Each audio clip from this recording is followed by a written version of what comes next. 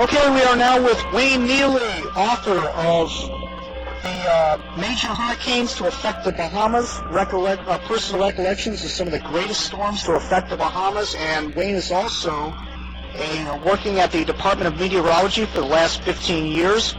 Prior to that, he majored in geography at the College of the Bahamas, and then attended the Caribbean Meteorological Institute in Barbados, where he majored in weather forecasting. Wayne, thank you for being with me this evening.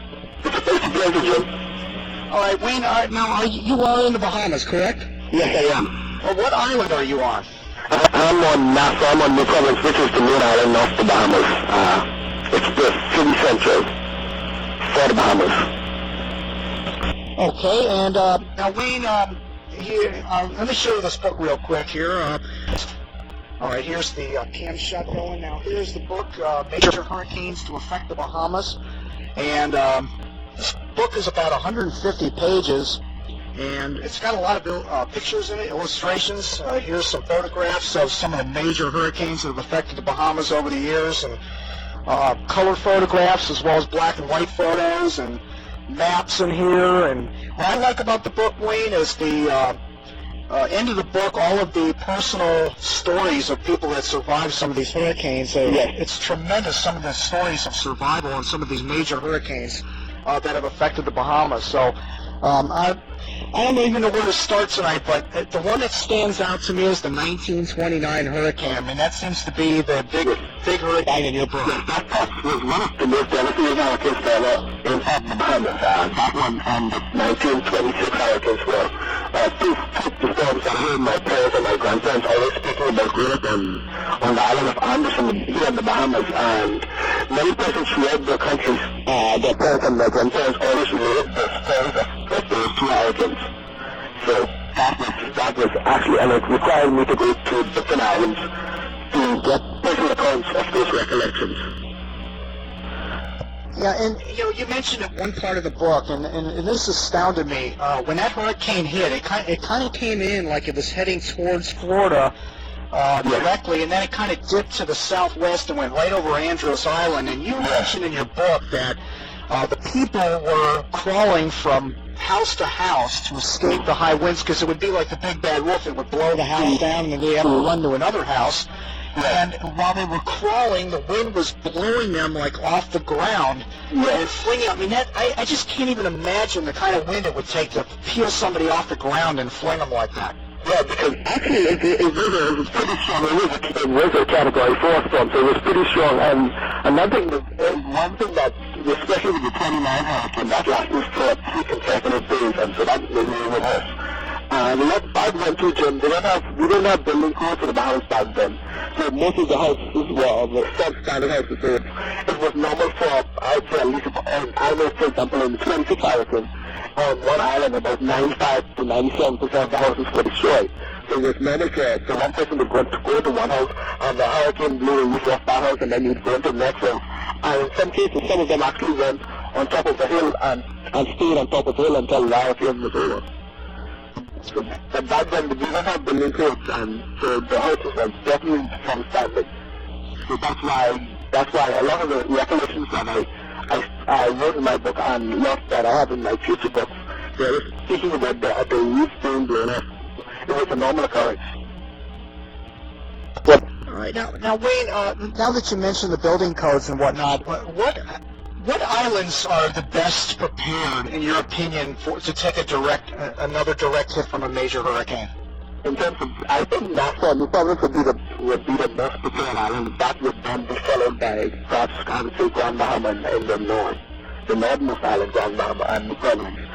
Some of the houses are definitely substandard, but we now have a very stringent building code in place now, so it's more difficult now to build a house without it being create this hurricane strength. Now, I want to get to your job a little bit later in the interview here, but when we talk about building codes and the best islands that are prepared, what about the islands, the out islands? I'm always curious about like Cat Island and San Salvador Island and Long Island. How do they historically hold up under major hurricanes? And the major hurricanes, they would be devastating, especially the older ones, like in the 20, in my book on the major hurricanes to affect the Bahamas. If you look in the listing, and that's why I went by island. In some cases, about 95%, in most cases, 95 to about 95 to 97% of the houses were destroyed. So, and even they had houses and the churches, most of them, they would leave their house because they knew that they were substandard. And interestingly, like on each of the family islands, they always built the churches with a little more care and a little more caution because they realized that would be the hurricane shelter. So they built and would go to the churches and or try to ride the storm out in churches. So that's how they were escaped. But most of the houses on the islands would be destroyed from the storm. From, for example, the 26 hurricane and the 29 and the 1933 hurricane. 1933 hurricanes. We all had about 4 hurricanes in 1 year.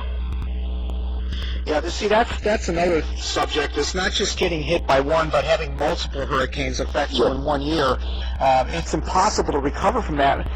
Do the islands each have their own safe house, like a one building that is maybe like how many evacuation shelters, for example? Like, I know you probably are aware that in the States, everybody gets hysterical when a hurricane is coming and they have the shelters all open up. And, well, how do you guys do that when a hurricane is coming, Category 4, it's about 36 hours away? What do you make people leave their houses, and how do you handle that whole thing? Well, right now we have government-approved hurricane shelters and National Emergency Management Organization handles that part of the evacuation. And interestingly, after Wilma, the government actually put into law where, by law, if the police or the defense force here in the country ask you to leave, they can actually now make you leave, because what happened with Wilma, a lot of the persons left in Grand Bahama, they refused to leave. But because they didn't leave, the police had to actually go on the storm to so they now put into law whereby the police force and the defense force can actually force you to leave. That's interesting. Yes. Well, all right. Well, I think we have a caller on the line. Yes. Hello? Yes, sir. Where are you calling from tonight? This is James from Minnesota. I've listened to you for several years, and I enjoy your website. I just wanted to ask your guest, I remember listening to, just on the web, Power 106, when, last season when the hurricane came through there. What kind of risk is there to Jamaica? Because just what you were talking about just a few minutes ago, about just evacuating people or getting people to safe places, it seems like, in some of these locations, that it is quite hard to get some of these people out, get them to safe places. And I'll just hang up and listen to the answer. Okay, thanks, James, for listening in tonight. Well, one of the problems that we have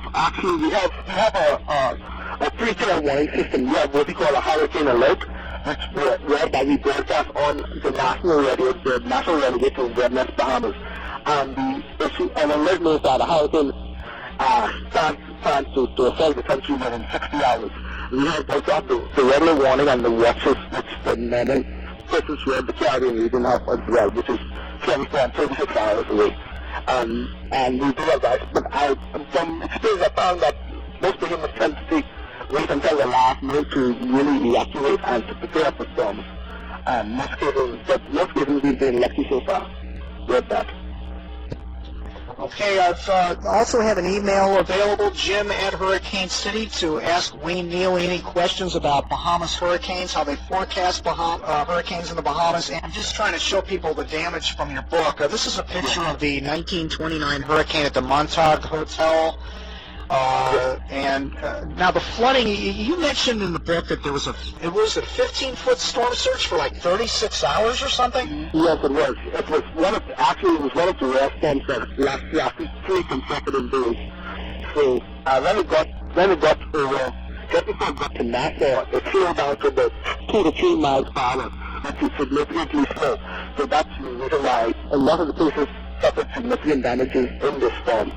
And back then, the Bahamas, the number one industry was not tourism in 1929. The number one industry in the Bahamas was actually sea sponging. Most of the Bahamian men would go out on these sponging, sponging schooners, and they would go out, and the only way they knew how they was traveling was that they would take the amateurs with them on the boat, and if they saw a speed drop in pressure, they would actually return into land, and sometimes the hurricane caught them on the sea, so that's why the casualty rate in the 29 hurricane was so high. All right, we just got an email here from Bobby. She wants to know about the 26th hurricane that affected the Bahamas. That was another huge one. What do you have on that one? Well, there were three major hurricanes from 1926. Two major and one I would consider minor hurricane. Both of them were extremely destructive. Actually, in the 26th hurricane, so far, in the one that occurred in July, there were 268 persons who lost their lives. In the second one, I think about 100 to 115 persons lost their lives in the second storm, which occurred in September, and the last one was in October.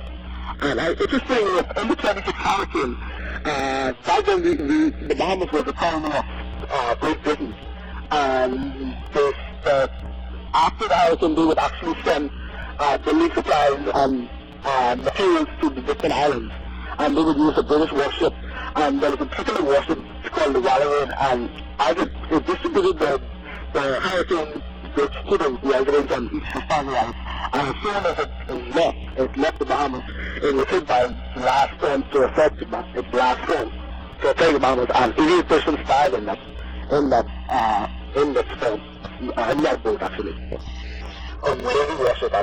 You know, Wayne, in the Bahamas, you obviously are a chain of islands that's surrounded by water. Do most people know how to swim?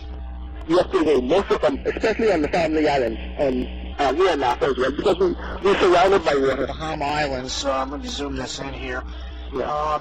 Now, I don't know if you know much about what I do with my city and island picks. I do it every hurricane season. It's just based on it's just based on the return rate of islands and cities getting hit by named storms. And we got another call here. Let me. Oh yeah, there it is.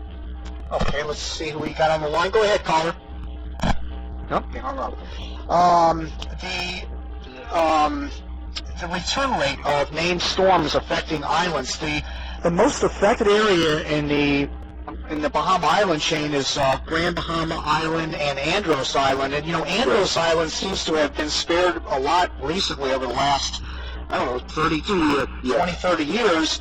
Whereas Grand Bahama seems to get the storms that are all turning north. They get affected a lot. In fact, Wilma didn't really get a number on that. But the central Bahamas and the eastern Bahamas don't seem to get hit.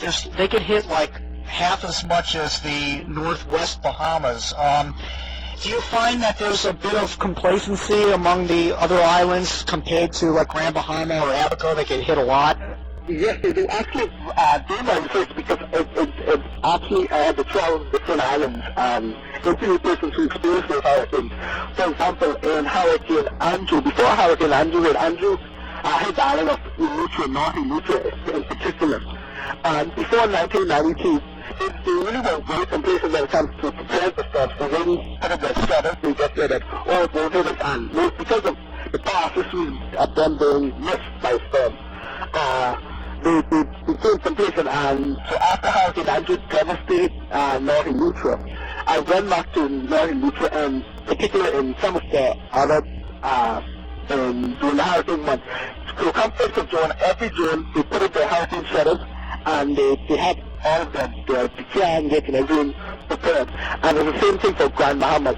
Before Hurricane Wilma and Jane and Santi hit those hit Grand Bahamas, many Grand Bahamas were really lax in their preparations, but after those storms devastated Grand Bahama, it really changed their mindset on preparing for hurricanes. The same thing happened here when we had Jean and Francis and Wilma. That seemed to get everybody here scared of her, not only respecting hurricanes, but kind of being scared of them, which is not a bad thing because I think fear sometimes makes people do the right thing. Yeah, and especially with hurricanes. Yeah, and you're right. I mean, Grand Bahama got nailed by Gene. I know Gene came real close there, and Francis, and then Wilma really, they got like a storm surge out of Wilma, didn't they? Like a 5-foot storm surge or something? Actually, Wilma, I think Wilma was, 12 foot storm surge, if I'm not mistaken. 12 to 15 foot storm surge, so it was pretty bad in Grand Bahama.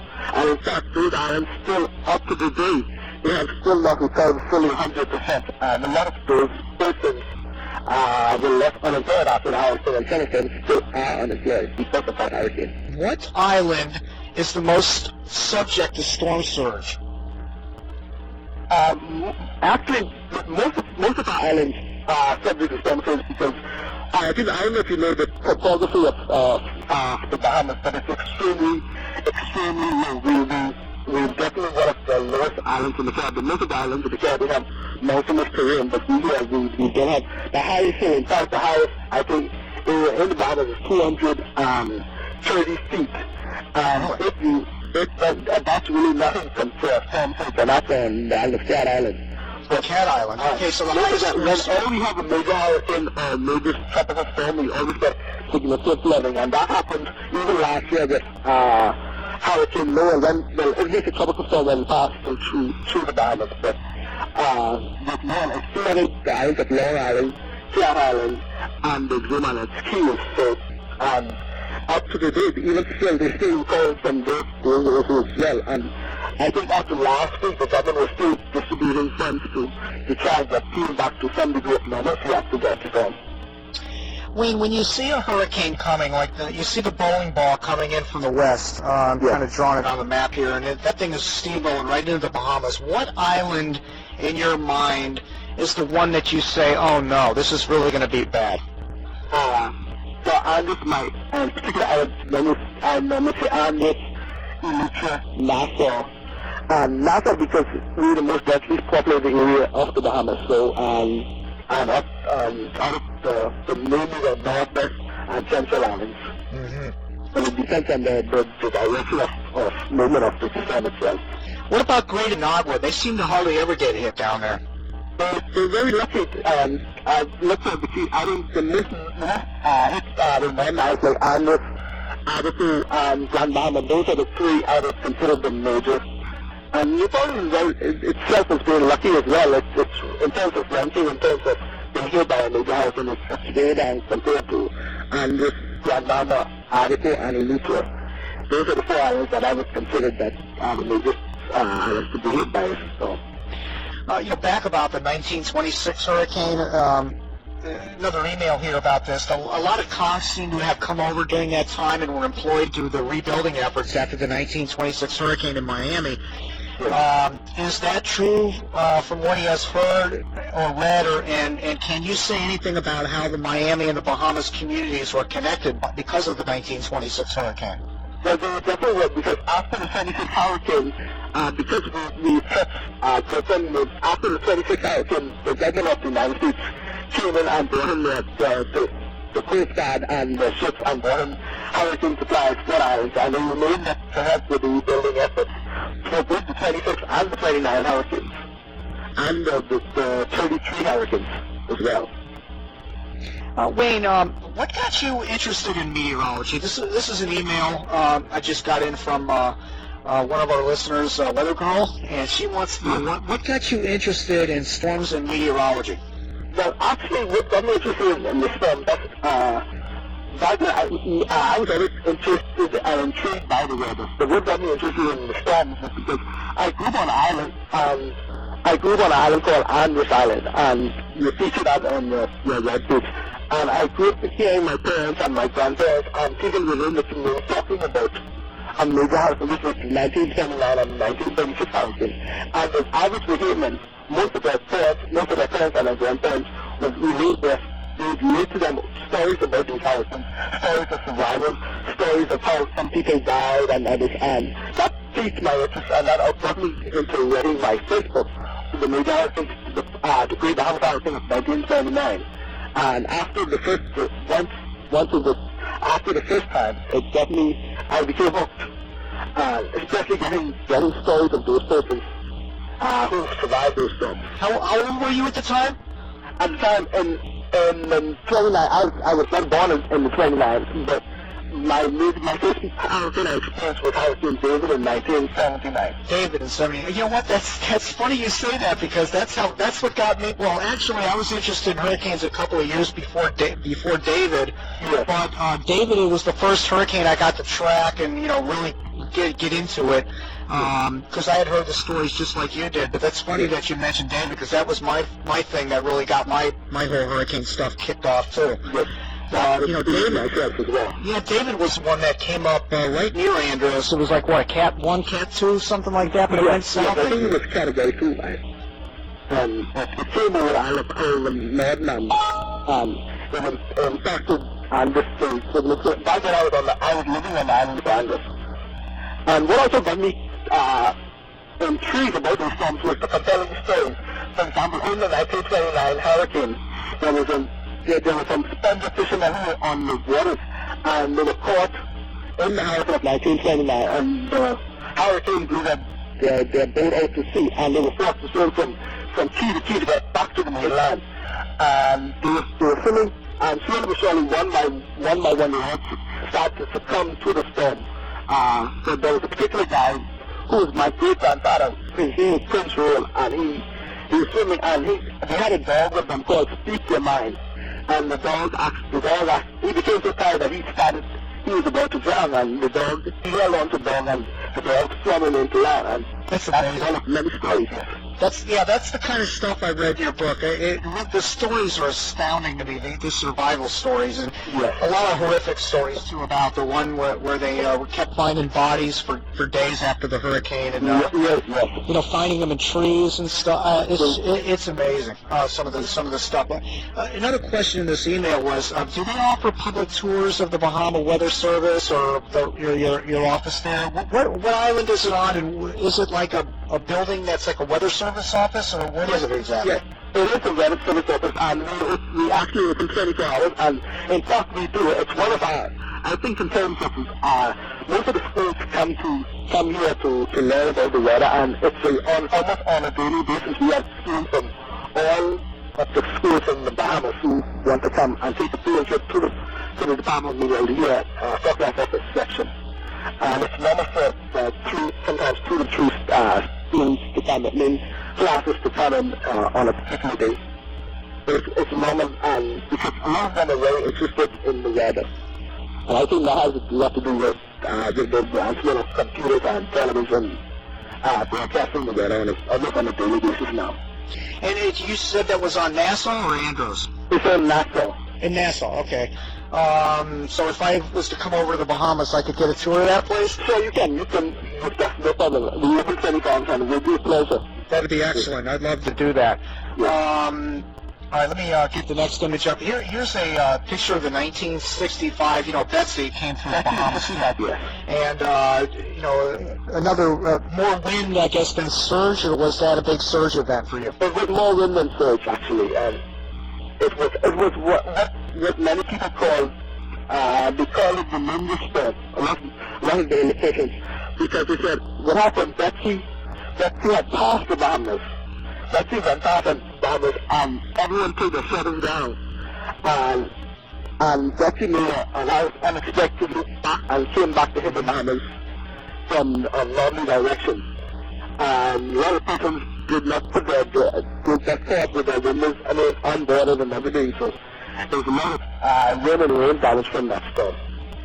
The casualty rate was not significantly much with Betsy, but the rain and the damages were extensive, very extensive. Yeah, that was a very odd hurricane, a real strange one there. Here's another email for Wayne Neely from the Bahamas Weather Service and author of the book Major Hurricanes to Affect the Bahamas. This is from Tony in St. Augustine, Florida. And he said, it always amazes me when a major hurricane is headed for the Bahamas that anyone can survive because they appear so vulnerable. We hear about the millions of dollars of damage done to U.S. cities. What is the largest dollar amount of damage ever caused by a storm to hit the Bahamas? Also, you'll be discussing hurricane projections for 2008. Thanks from Tony. Okay, well, in terms of damage, Hurricane Andrew was one of the greatest. Hurricane Andrew, I think it was $250 million in damages from Andrew. And Wilma, each of them are raised about, I'd say about 200,000 from Wilma and Jane, and another 200,000 for Francis. Now, Andrew hit Nassau the hardest. Am I correct on that, or was it Andrew hit Northern Lutra, and the Berry Islands. They were devastated by Hurricane Andrew, especially in Spanish Wells. Those are the Northern Islands. So. What about Bimini? Were they hit by Andrew? Bimini was devastated as well. Bimini got hit hard. Bimini, the Berry Islands, Northern Lutra, and to some extent down Bahamas. The major damage was reported to Northern Lutra, which is the Spanish Wells community in Northern Lutra. Okay, now Wayne, I have a radar image up on the screen. I think this is Hurricane Francis. Yes. It's a radar shot of Francis over Cat Island in the Bahamas. And, I kind of have a beef to pick with you tonight. I'm hoping maybe you can answer this question. I wanted to know why, when you go to the Bahamas Weather Service website, that the radar hardly ever updates there. What's going on there? Jim, that has been an ongoing beef that most of the weather users actually use that site. Complain about the weather site. It seems to be a technical problem like weather. And in fact, we had a conference yesterday with all the stakeholders who use our product, and that was one of the criticisms that we have. It's a technical problem. I think our technical people are just falling down in that research, but it seems to be out a lot more than it is working. So the radar goes out, or the web? The website, it's web page. I think it has some kind of problem with connectivity. I'm not sure why, but it's IT guys. Now you have full broadband there, correct? Yes, we do. Yeah, it's supposed to. I mean, your last update was from 2 days ago at the Weather Service there, and when a hurricane's coming, you'd like to kind of get at least once every couple hours would be nice, but it seems like it doesn't update frequently to where you can get an idea of where the hurricane is. Yeah. And now, is that a radar that is fixed in the islands there somewhere, or is that? We just got a brand new Doppler radar installed about 2 years ago, and right now that's here in Nassau at the airport. At the Nassau airport. The only difficulty that we have with our radar, but it works pretty okay sometimes, but the only difficulty we have with that is because the islands of the Bahamas is so large, it can only cover as far as Exuma in the central Bahamas. So what they're planning on doing is getting another radar that we will station somewhere in Exuma that will be able to see some coverage for the Bahamas. Yeah, that would be nice to get full coverage all the way out to the easternmost islands. That'd be beautiful, because I know I love to link to those radars, and I kind of feel like it's frustrating because when a hurricane is closing in the Bahamas, it seems like, I mean, there are other places in the Caribbean that are worse as far as getting information out, but it seems like with the Bahamas, you've got some streaming radio stations down there. You've got only a couple of webcams. I don't know what happened. I guess a lot of the webcams got destroyed in the last couple of hurricanes, but you guys, you being funded okay at the Weather Service? I mean, you think you'd maybe slap a little webcam out there somewhere on the outside of the building so we can see what's going on there? Yeah, I think that's what they're working right now. Because the funding is in terms of funding, because we're a government-based organization and we always compete for funds. Sometimes right now, about 2 years ago, they just gave us about $1 million plus for the Army radar. So I don't think in terms of funding, they're going to give us a lot more funding in the future for a new radar. But funding is always an issue here because we're a government-based organization. Yeah, I mean, you guys are always ground zero for hurricanes. You're the most affected area in the Atlantic Basin, and then you would think that would be a priority. I mean, that's like your terrorist concern. Like ours is the terrorist. With yours is the hurricanes. I mean, for us, it's hard to be honest. And because we're a tourist booth, tourism is our number one industry, and it's extremely important that we become, with because we depend so much on tourism, it's important that we get these things up and running and everything is in tip-top shape. Okay, here's another email from Fred up in Long Island. He wants to know, do the Bahamas have any special building codes to help against hurricanes? Also, that's one of the things that we're proud of. I think in terms of building codes in the Caribbean and the region, the Bahamas is, I think, ranked as number one as the best building code in terms of building codes. Because what happened, like I said, there was a lot of damages during the older storms, and they're very strict when it comes to the building codes. It's strictly enforced. And me and myself as a builder, I know that they definitely think that you must have hurricane clips and you must have steel reinforced beams and other things like that. But we very strict when it comes to our building codes. He wants to ask also, with all the small islands of the Bahamas, how do the evacuations work? I know we talked about that earlier. Just one more time on the evacuations. Okay, but in terms of evacuation, most of, like on the islands, they have designated shelters, designated hurricane shelters or hurricane threatened that particular area, and they would go into shelters. Sometimes shelters comprise maybe hotels, or in some cases churches. Most of them are churches, and they would visit different points where they would have to stand in those shelters. And once the hurricane has passed and the order is given, then they move back into their respective homes. I see. Now, what about the correspondence with the National Hurricane Center? Do you guys, when there's a hurricane hitting, are you on the, do they give you the red phone, so to speak, and talk to the Hurricane Center? Yes, we do. And we have an excellent relationship with people like National Field and the others at the Hurricane Center.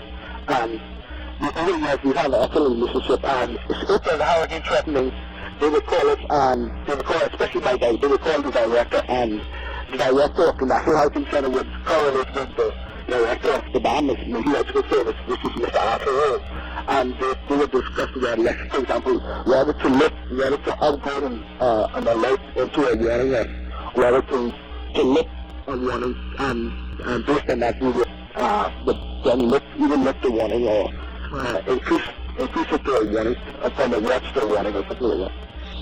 How many people work at your weather service when there's a hurricane hitting there? You guys, do you stay there 24 hours? I mean, like you personally, you work all the time when there's a hurricane hitting? Once there's a hurricane threatening country, we have most of our administrative staff, especially at the purpose, mostly the older forecasters, and once they are replaced by the younger forecasters, like they are then placed on special hurricane shifts, and they're placed on hurricane shifts until the hurricane is passed.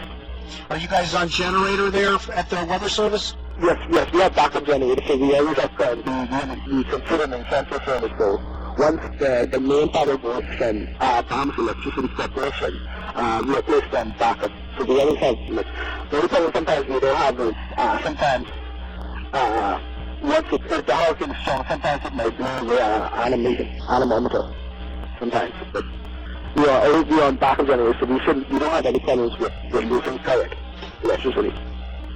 Okay, so you have weather instruments at the building there that are above the building, I guess, and you measure the wind speed and the pressure and all that kind of stuff? Yes, we do. Now, I have a picture up of Hurricane Jean from 2004, 115 mile-an-hour winds passing over Abaco Island. And, your book doesn't talk too much about Jean. What happened with Jean there when it passed over Abaco and Grand Bahama? I know they had a surge there in Grand Bahama. I don't know. Didn't hear much about Abaco, though. Yeah, no, there was not much. Grand Bahama was for Hurricane Jean, Francis, and Wilma.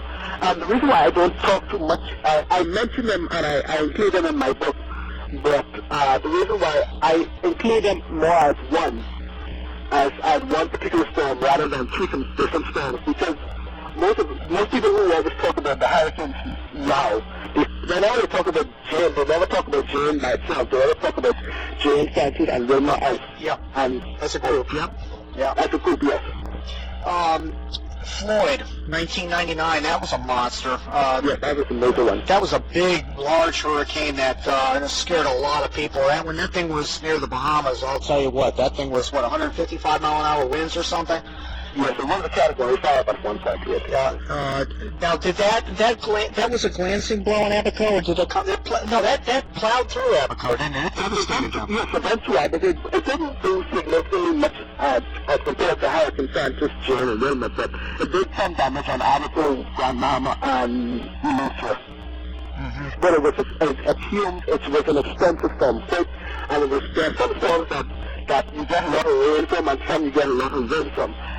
Floyd was one that we got a lot of rain from because it was a massive storm. Okay, and I have a picture from the Hurricane Research Division of Hurricane Wilma as it was passing just north of Grand Bahama Island, and they showed a wind swath of 115 mile an hour winds right over Western Andros, or Grand Bahama Island, rather. Yeah. I heard stories, and I know your book mentions this, about the surge. You mentioned it earlier, about a 15-foot surge that came in there, and there's some very sad stories. Tell us a little bit about what happened with Wilma there. I know some people died there.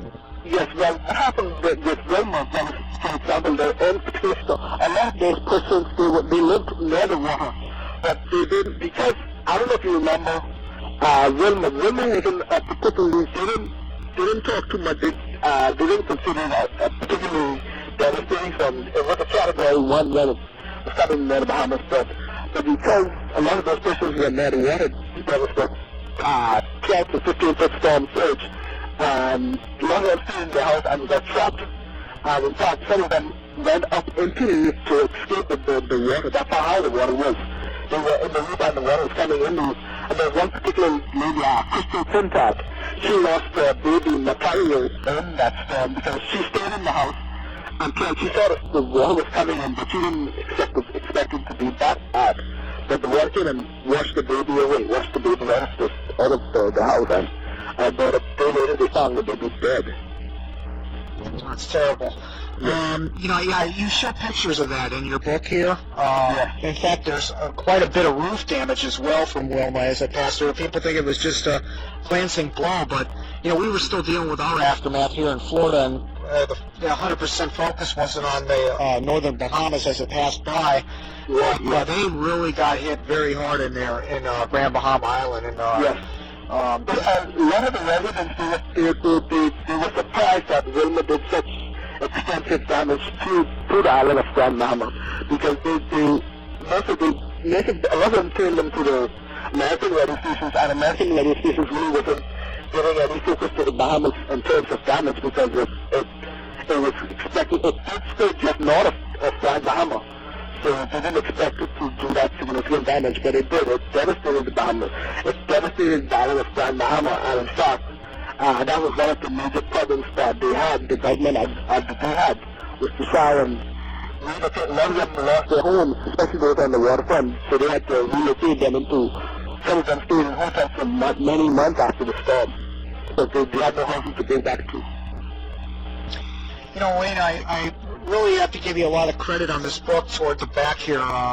Reading these eyewitness reports from people, you give the person's name, and then you write what they told you about how the hurricane, how it changed their life. Yes. Let me just read one of them here. This is Crystal Pintard. Toward the back of the book, she said, words can't describe the impact that this hurricane had on her life, and losing a child in the storm that you always remember. She was staying in her house in the settlement of Hannah Hill in Grand Bahama at the time with her 3 children, which I think you were just describing this. During the storm, they were staying in the house, and all of a sudden, the water just started coming into the house. And we have a caller. I might have missed that. I'm sorry. If somebody's calling, oh, there it is. All right, let me get this call real quick.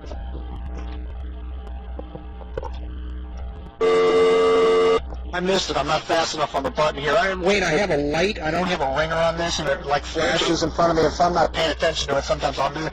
Caller, try calling back. I apologize. I was reading something here and didn't see the light flashing. Anyway, as the water started rushing into the house, she took 2 of her kids to her uncle for safekeeping and made her way back for the other one. So as the water was rushing into the house, the 2 children were stuck with her uncle. For a while, she said that she was trapped by the door, which kept her from getting to the other side of the house. During this time, the water had rose to over 6 feet and forced her to swim to get her other child, who was still in the house. She then heard a loud scream from her next child, and she went back to where the children were, and her uncle, who also came there at the same time, asked the daughter where the baby was, and she pointed to the door and said the baby was washed away in the water. Her uncle then called her and asked her to help him look for the baby. They frantically looked everywhere in the house and outside the house and in the water, but they never found the baby until several hours later that day, and by this time the baby was already dead. You could almost feel the pain in her voice as she said she will always remember Hurricane Wilma, which caused her 4 hours of terror. And until the day she dies, she said she will always remember the storm and will always connect it to the death of her child and the terror that inflicted her and her family that day.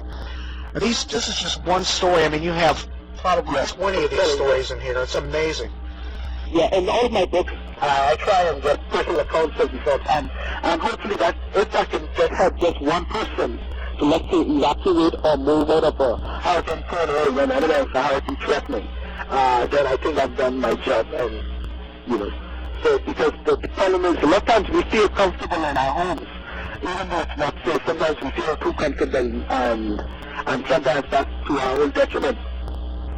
Well, Wayne, again, I thank you for coming on the show tonight, and your book is unbelievable. It's, I've read a lot of hurricane books, Wayne. I collect them, I read them all. I like to know the history of hurricanes, and this book not only focuses on all the details of almost play-by-play of what happened during a lot of these hurricanes, but it gives a history of hurricanes, not just for the Bahamas, but the history of hurricane tracking, all the names in the business, and then it even talks about global warming, about how the water levels could rise and threaten the Bahama Islands, and I think that's a real threat. I believe fully that we're in some serious trouble here coming up, and in the next 20 years, the waters, I don't know what you're going to do. I guess a few of your islands are high enough of sea level, but I would imagine there's going to be a lot of relocating in the Bahamas. Yes, definitely. Because most of the islands are extremely low, and my director, he did a storm phase atlas, and with that he mentioned which islands, how each island would be impacted by global warming, and showed a major hurricane strike, and most of the islands are covered. Well, I wish you guys good luck when that sea level's gone. Oh, here's a caller. Okay, let's go ahead and see if we can get it now. Okay, now we have a caller on the line. Hey Jim, it's Bill from Virginia Beach. How you doing? Hey Bill, this is my helper here with Hurricane Cities, Bill Phillips up in Virginia Beach. Bill, you have a question for Wayne? I do. Wayne, what was in your career, what has been the most challenging hurricane for you to forecast, and why? I'll take any questions out there. Thank you. Okay, well, in terms of challenging forecast, in terms of challenging hurricanes, I would say last year's Hurricane Neely. Neely was an extremely erratic storm, and in some cases they had to relocate his eye. And even because with the hurricane forecasting the track is pretty accurate, but forecasting the intensity is kind of needs to be, I guess, improved then. Yeah. But Neely very erratic last year, and I think the two times they had to relocate the eye. So I would say no.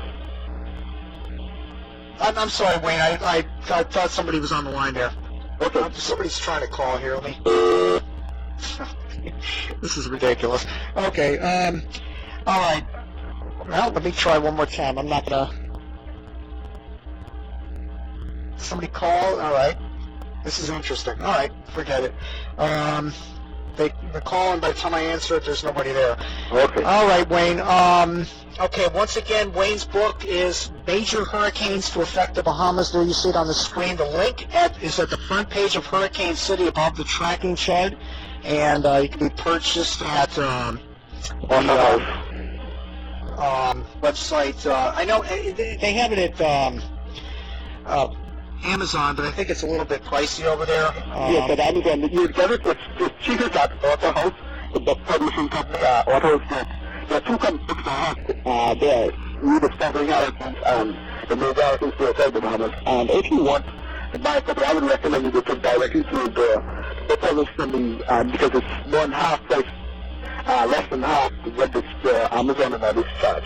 Yeah, at Author House, you have it $36 for the book, but believe me, folks, I tell you, this is a massive book. It's not, some little, flimmy book. This is what do you have, like 200 pages on this book, Wayne? I think 280 pages. Yeah, it's a big book, and there's a lot of pictures in here, which I like. I like pictures, and I like stories, and it's got a lot of stories in it, which really gives you a feeling like you're there and you went through it with these people, and so it's an excellent book, and it goes all the way back into the 1800s, and it talks about the 1500s, the beginning of hurricane tracking, and great book, Wayne. And I know it must have took you a while to put this together.